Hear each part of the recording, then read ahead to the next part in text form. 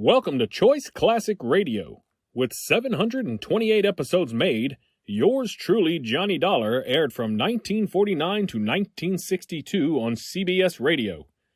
As usual, we remind you to like and follow us on Facebook, subscribe to us on YouTube, and keep the golden age of radio alive by donating at choiceclassicradio.com to our Patreon page. Give that donate button a click. And now, yours truly, Johnny Dollar.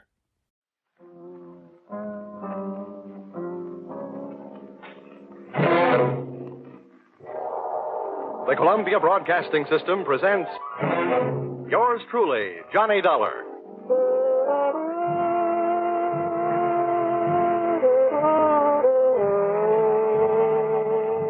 The next half hour has its baggage packed to take a trip with America's fabulous freelance insurance investigator, Johnny Dollar.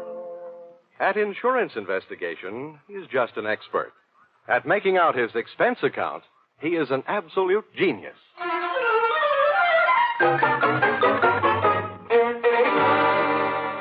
Expense account submitted by Special Investigator Johnny Dollar. To Home Office, Honesty Life Insurance Underwriters, Terminal Building, Hartford, Connecticut. Attention, Austin Farnsworth, General Manager.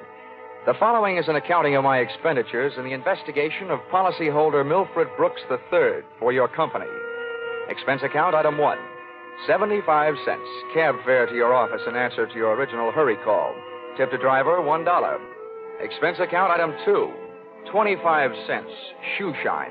You remember I got my shoes scuffed when I unsuspectingly walked through the private door to your office. Dollar, grab him. He's trying to jump out that window. Let go. Get off. I'll show you. Oh, no, you don't. Hey, let go, you fool. Get away. Had a nice try, sonny boy. Now pay attention to teacher. No. Class dismissed. Well, Mr. Farnsworth, why didn't you tell me what you had waiting for me? I'd have worn my boxing gloves. Dollar, this was all a complete surprise to me. Well, just in case your little chum on the floor there wakes up in a hurry, I think I'll close the window. Now. My goodness, Dollar, what are you doing? I'm sitting on his head. I don't care if this guy tries killing himself again. I just don't want him to try and kill me. After all, we haven't even been introduced. Dollar, that happens to be one of our largest policyholders. His life is insured with this company in the amount of $2 million. Oh, now I can see why you're so anxious to keep him from putting a dent in the sidewalk. Precisely. He'd also put quite a dent in your company's bank account. By the way, Dollar, aren't you in danger of smothering the boy sitting on his head that way? Maybe. Now, tell me, what's this guy's name, and what's his story? That, sir, is Milford Brooks III. As I said, we have him insured for $2 million. His mother and father left him with a paid-up policy for the sole purpose of enabling his heirs to pay the inheritance taxes on his estate when he dies. Unfortunately, due to the kind of life he's been leading, Brooks not only hasn't any heirs, he hasn't any money. He blew all his cash? That's right. Now he's trying to get some out of us by threatening to kill himself. And that policy pays off on suicide. In a mortuary, he'd be a millionaire, huh? Please, Dollar. Sorry, go on. Well, 1/2 hour ago, Milford walked into this office and changed the beneficiary in his policy. When that was done, he proceeded to demand, not request, mind you, $500,000 in cash. Oh, I'll say that's quite a touch. When I explained to him that there was no loan provision in his insurance policy, he threatened suicide. He said I could either give him the $500,000 cash or pay off the $2 million on his policy. So all you have to do is to keep him alive. And he's managed to make that no small problem. The man he named as his new beneficiary, just before he made his demand for the cash, is, well, it's downright frightening. Why? Who is it? One of the most notorious gamblers in the East. His name is Hatcher. Harold Hatcher. Oh. You know him? Yeah. Say, that kid's been a post office pinup boy for a lot of years. Well, there's the situation, Dollar. I'm engaging you to protect Milford Brooks' future. Yeah, what there is of it. The way this lad operates, you think he had but 2 lives to give for his country. He's not only set himself up to get knocked off by somebody else, he's just dying to do the job himself. Well, it just means that you'll have to work twice as hard. Oh, it also means something else. What's that? That you'll have to pay me twice as much money. You'll get your money.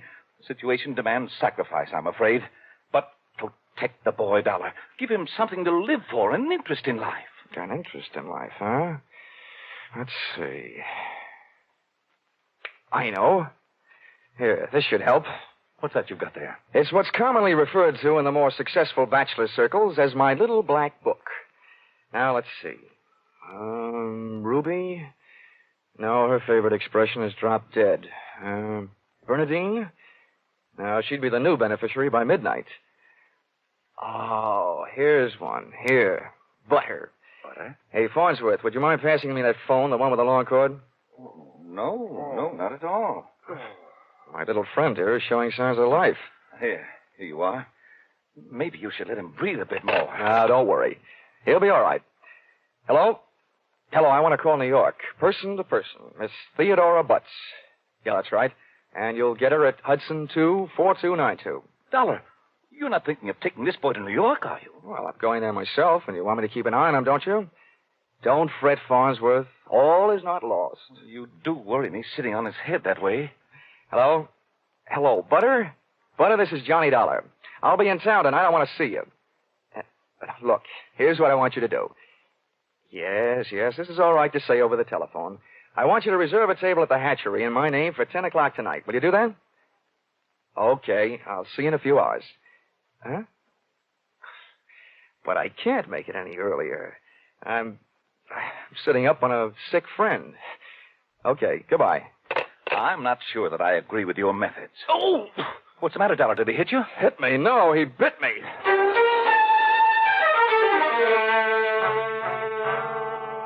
Expense account, item 3. Liquor, $18. Keeping Milford Brooks III peaceful seemed to be the immediate problem, and a bottle of rare old brandy seemed to be the immediate answer. I poured most of it into him, loaded him into my car, and we headed for New York. As we passed through New Haven, he opened one eye, looked up, saw the ale bowl, and gave 3 cheers for old Eli. Yeah, right. Old Yale would sure be proud of you. Why anybody would want to insure you for $2 million is more than I can figure. Yeah, well, my daddy loved me very much, and my mother loved me very much. Not only that, but I love somebody very much. And not only that, but I hate somebody very much. Hey, you want to know something? Huh. Next to one other guy, I hate you most of anybody else. Here, lover boy, it's cocktail hour again. Time for your bottle.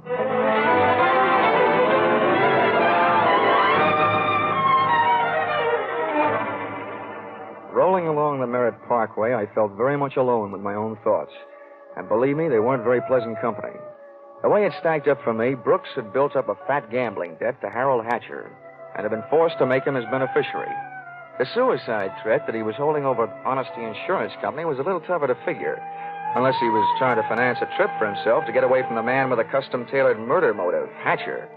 My hungry little mind nibbled away on those unsavory morsels of food for thought all the way to Butter's apartment.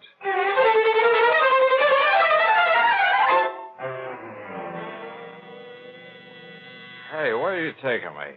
I want to go to New York. If you don't behave, Buster, I'll punch your ticket. Johnny, darling, welcome to New York. Fastest trip I ever made. Quiet. Well, where did you find this? In a box of Cracker Jacks.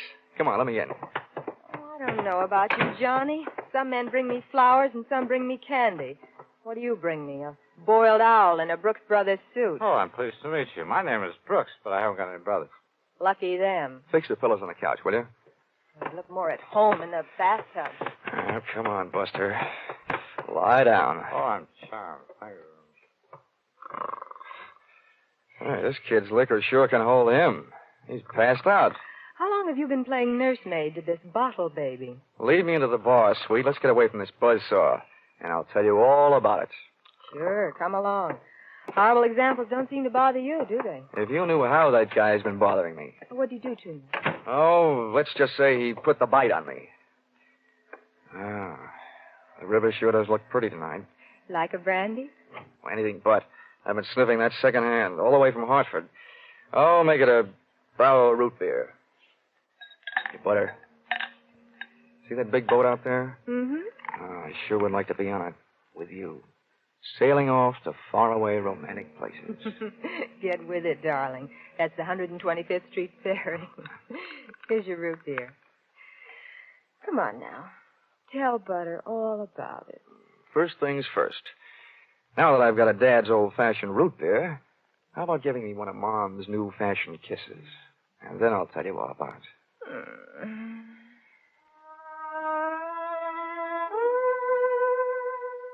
A few seconds later, I proceeded to tell her all about it, and it wasn't easy.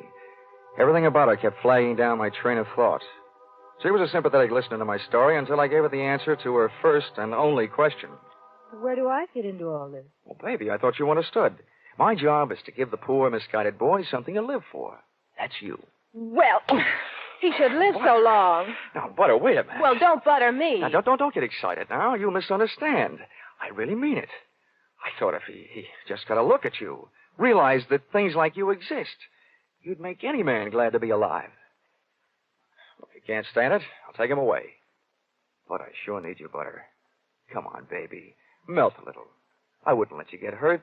You know that. Did I hurt you? No, I'm getting used to it. People have been taking pokes at me all day. I'm sorry. Oh, that's better. Want some more root beer? I want some more of you. How about another kiss? Well, help yourself. Oh, darn. I'll get it, Johnny. Okay, and if a man answers, hang up, will you? Oh, don't worry. Hello. Yes, this is Hudson 24292. Well, that depends. Who's calling? Oh, just a moment. It's for you, Johnny. Mr. Farnsworth. Huh? Oh, okay, I'll take it. Thanks. Say, while I'm talking, be a good girl, will you? And take a look at Milford in the other room. And while you're at it, get me in the root beer, huh? Oh, sure. The service is good around here. Hello, Farnsworth. Yes, Dollar, I'm glad I got you. How'd you get this number? It's the one you called from my office. I remembered it. I have a photographic mind. I hope you haven't got a picture of what I'm thinking. What do you want? I want to know how Milford is. I mean, is he still alive? Of course he's alive. Good, good. Do you suppose I could talk to him? I mean, do you think he'll talk to me? Well, the last time I saw him, he was sound asleep. I'll take a look. Hold the phone. Oh, Butter. Oh, Butter. Hey, Butter. Hello, Farnsworth? Yes, yes.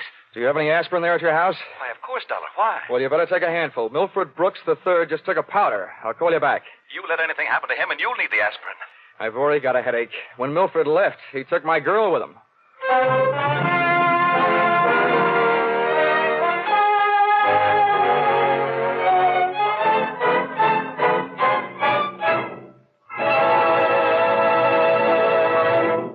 In just a moment, we'll return to the second act of Yours Truly, Johnny Dollar. But first, we want to remind you that it was 437 years ago, next Sunday, the famed Spanish explorer Ponce de Leon began his search for the Fountain of Youth. By sheer coincidence, the man who's still looking for it, Jack Benny, will be heard on CBS next Sunday at 7 o'clock Eastern Time. And now, back to Yours Truly, Johnny Dollar.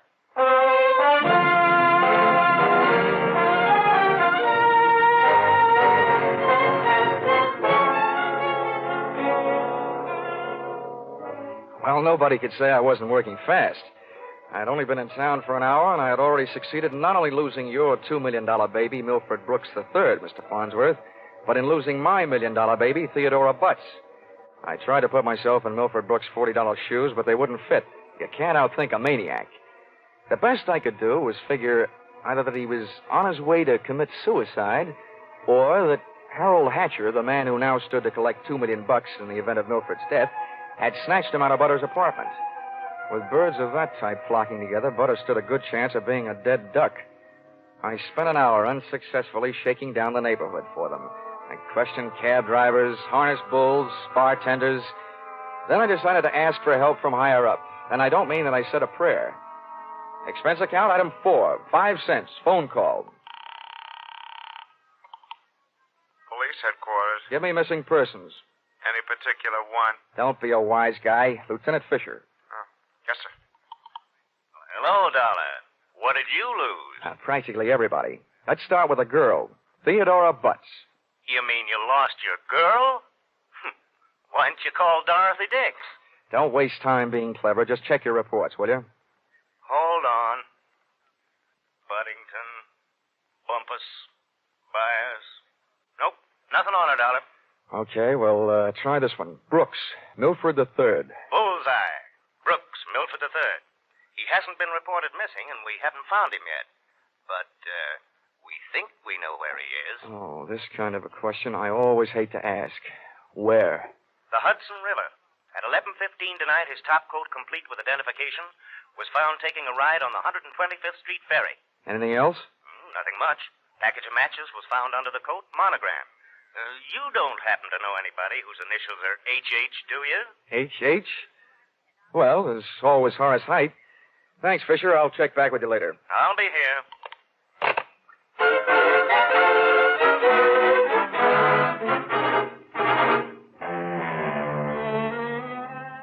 Expense account, item 5. Nightclubs, $28. Harold Hatcher's hatchery was in a cellar under a hotel, but the prices were high enough to rate a penthouse. The club was draped in too much satin, its lady customers in too little. The decor was French provincial, music Brazilian, and the food was nowhere. The drinks looked weak and the waiters looked strong. All in all, the joint was a sight for sore eyes, for making them sore.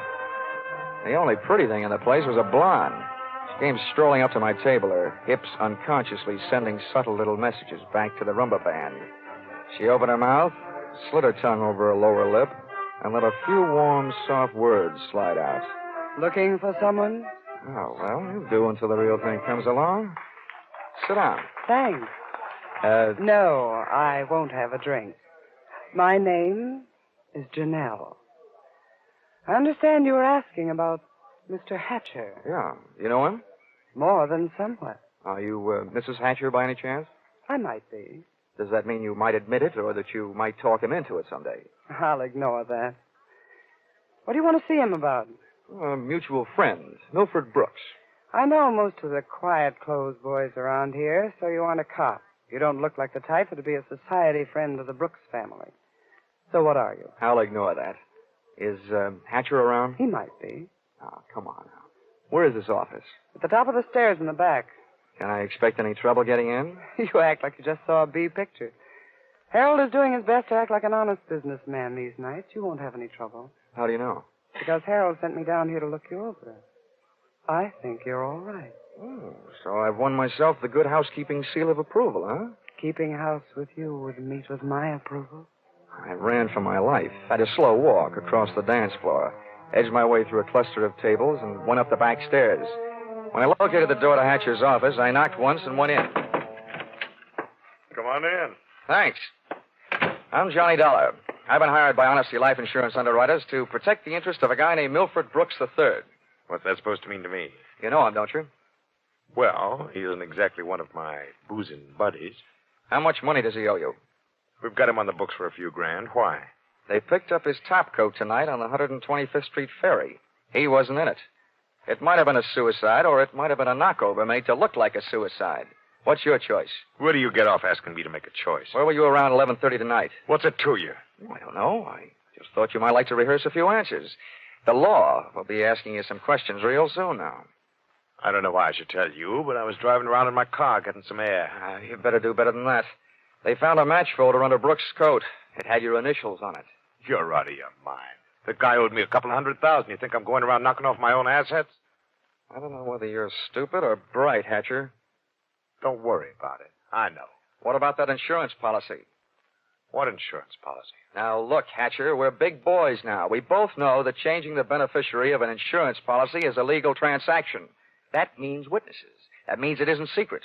You mind telling me what you're trying to say? That you and the Honesty Insurance Company and I all know that Brooks made you the beneficiary in his policy and that you stand to come into $2 million when they fish out his body. I don't know anything about it. Motives don't come much bigger. I'm telling you, this is all news to me.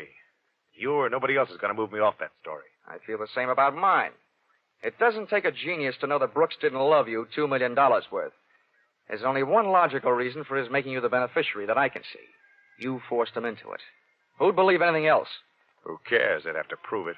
And, brother, that can't be done. Now, how would you like... Wait a minute. Yeah? Yeah. Oh, okay, Rocky. Thanks for the news. Dollar, did you turn me in? Oh, they're here, huh? Yeah. No, I didn't turn you in. What's the matter? You got a good story, Hatcher? You're not worried, are you? Here, have a cigarette. Thanks. I got a light. Oh, worked the first time. Yeah. No, I'm not worried. I'll be out in 48 hours. You'll be lucky if you're out in 48 years. Okay, boys, come on in. The homicide boys invited Hatcher down to headquarters. He accepted and invited them down to the bar for a no-hard-feelings drink. They accepted. I walked back down the stairs into the club. The place hadn't changed. Same stale customers, the same stale music, same stale air. And the same lovely Janelle sitting at the same unlovely table. Hello. How'd you make out? Oh, I left before they started playing 20 questions. But I wouldn't worry. You've got a smart boy in the bar there. In some ways, maybe. What'd he hand you? A big round zero. Wouldn't talk, huh? About what? Oh, just a little doodad, a $2 million life insurance policy. Wait a minute. That young Brooks kid? Yeah, that's right. Oh, I knew it. I tried to tell him, but he wouldn't listen to me. Trying to tell who what? Hatcher. But he'd get into trouble about that policy. It just looks funny, him being made the beneficiary. You knew about it, huh? I suppose you also know what was behind it. Sure, Milford owed him some money. A lot of money. It's in writing. What kind of writing? It's a personal note that Brooks was going to get back if he made Harold beneficiary. It's up in his office. Hey, you must be awful close to Hatcher. I'm the close, friendly type. I'll have that drink now. You've earned it, beautiful. She had earned it, and I had a hunch as to why. If ever I saw a gal busy putting the skids under her boyfriend, she was. Even if she helped send him up on a murder rap. I would have bet a quick 50 that she'd tipped him to the police. It's happened before if the boyfriend is the murdering type, and it's a nice, neat legal method of disposal. Janelle led me back up the stairs and into Hatcher's office. I sent her back down to watch the bar to divert Hatcher in case he decided he'd forgotten something. Brooks's personal note made out to the gambler was easy to find, lying neatly in the middle of the top desk drawer. But I found something even more interesting when I went through his wardrobe closet. I began to see a glimmer of light. And then, encouraged by not too much thinking on my part, it turned into a veritable bonfire, which I hoped wouldn't be too hot for me to handle.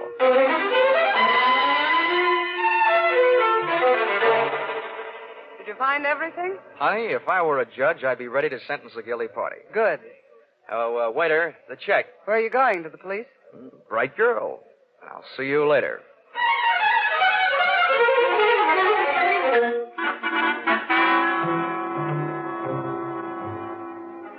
Expense account, item 6.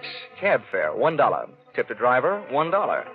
Once out of the hatchery, I walked to the corner, got into a taxi, and waited. In just a few minutes, my favorite suspect came out of the club, jumped into a taxi, and the chase was on. We nuzzled our way through the traffic over to 2nd Avenue and headed downtown. Then he took a right turn on 45th Street over to Lexington and headed uptown. But they didn't lose us. At 72nd, the cab ahead turned right and pulled to a stop. My driver was on his toes, and his toes were on his brake. We stopped, too, half a block behind. You want I should wait? No, here you are. Keep the change.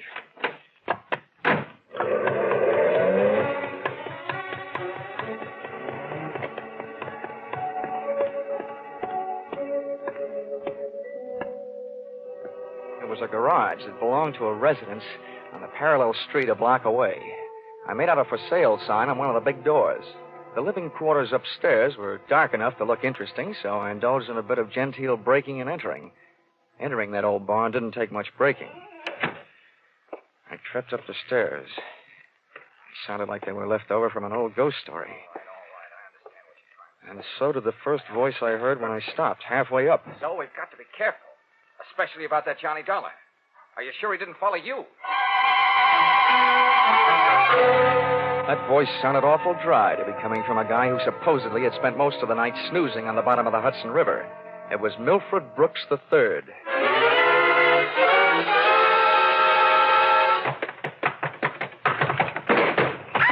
Get up on your feet, Brooks. Now, wait a minute. No! I started this thing slugging you. I might as well finish it the same way. Leave him alone. He's mine. Pull in the claws, Angel, and sit on his lap. Oh, you Connecticut hick. I'll kill you. Look, I'm the last guy in the world who enjoys physical violence, give or take. But believe me, you two are coming mighty close to changing my whole character. Now settle down before I really lose my head. Get off of me. I should have known better than to get mixed up with a low-class nobody like you. Cut. We've pushed the lady around enough, Brooks. Tell me to be careful. Why didn't you think of that before you led him here? Wipe your nose, big boy. Now, don't you go getting fat-headed gorgeous. Neither one of you is exactly what I'd call a mastermind. When you planted that match folder underneath the topcoat on the ferry boat, you both should have been more careful. Huh. You think so? You bet I think so. If I were planning a piece of evidence to incriminate Mr. Harold Hatcher, I would have left a cigarette lighter. I found one in the pocket of every suit he owned, back there in his closet in the club. It wasn't hard to figure out that guy never carries a book of matches. What do you want? I'm only interested in one thing, saving the insurance company $2 million. And, Buster, I think you've done it for me. Wait, look, Dollar. This is insurance fraud. It has been ever since you put on that fake suicide attempt, trying to extort $500,000 out of the company for you and Janelle. Wait a minute, Dollar. So much for the company. Now, something a little more personal and a little more serious. Where is my girl? Well, she's all right, Dollar. I couldn't help it. I had to get out of that apartment. She caught me leaving. I had to take her with me. Where is she? Well, I didn't mean to hurt her. I was afraid she'd yell. Oh, you miserable... I'll tell you where she is, Dollar. I put her in a cab and sent her to the emergency hospital. Get up. Oh, no, Dollar, please, I'm let gonna me give you the explain. beating yell. Harold. Hatcher. You had your fun, Dollar. Now I want mine. How did you get here? New York City, world's most efficient police force, remember? When they think maybe a guy's jumped off a ferry boat and nobody's seen him do it, they check the turnstile counters at each end. In the case of Brooks here, as many people got off that boat as got on. Yeah, that makes sense. They'd hardly hold a guy for murder just because somebody else lost a topcoat. How'd you know we were here? You know me, Janelle. You never go any place that I don't know about. Okay, Brooks, you felt like explaining. Now I feel like listening. Get it up. I don't know what you mean. I know what you mean, Hatcher. One, he gave you a big, fat $2 million motive for murder. And two, he did his best to make it look like you did murder him with that broken-down match cover plan on the ferry boat. Why? Well, they wanted to get rid of you and live happily ever after. The big mistake they made was in trying to shake the insurance company down for some ready cash. And you, baby. Harold, you please. put him up to it, didn't you, you cheap little muscler? No, Harold! Calm down, Hatcher. You don't need a gun around here. They're tame.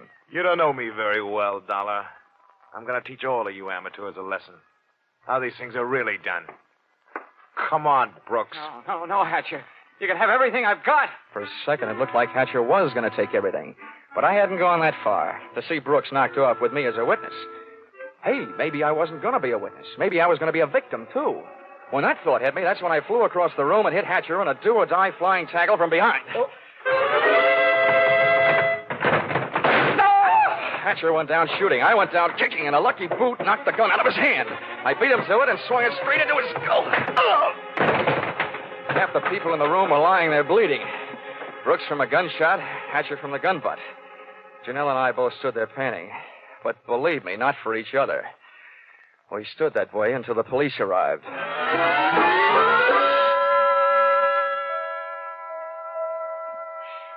Johnny, I hate being in the hospital, but I look awful. Butter, honey, you look lovely in white. This patch on my head, Johnny, they had to cut a big hunk of my hair off to put in the stitches. Oh, that awful man. Well, if it'll make you feel any better, baby, that awful man got taken care of. He's upstairs in the same hospital. Well, Johnny, you didn't shoot No, him. Butter, I didn't have to. Harold Hatcher saved me the trouble. They don't know yet whether Mr. Brooks is going to live or die, but it doesn't make much difference to me or to the insurance company. He signed a statement admitting attempted fraud. Serves him right hitting a lady on the head. Johnny, what am I going to do? My hair will look awful. It'll take months for it to grow out. Now, don't worry, Butter. I'll buy you something to cover it up. I know a guy over on Fifth Avenue who claims he makes something that looks prettier on a woman's head than her hair. Expense account, item 7. $640. Ladies' hats. To cover the lump on lady's head. Expense account, item 8. $20. Tip to nurse for reminding Butter on the hour every hour that accidents will happen. Expense account, item 9. $7. Mileage driving back to Hartford. Expense account total, $1,182.23. Which you may say, Mr. Farnsworth, is a lot of money for one man to spend in a day and a half. But you must bear in mind that the amount at stake was $2 million. And you know the price of steak these days. Signed, yours, truly, Johnny Dollar.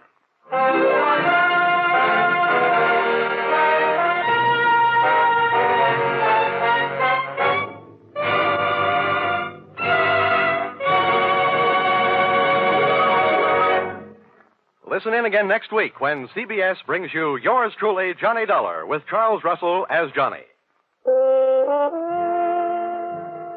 Yours Truly, Johnny Dollar, is written by Paul Dudley and Gil Dowd, with music by Mark Warno, and is produced and directed by Richard Sandville for CBS, the Columbia Broadcasting System.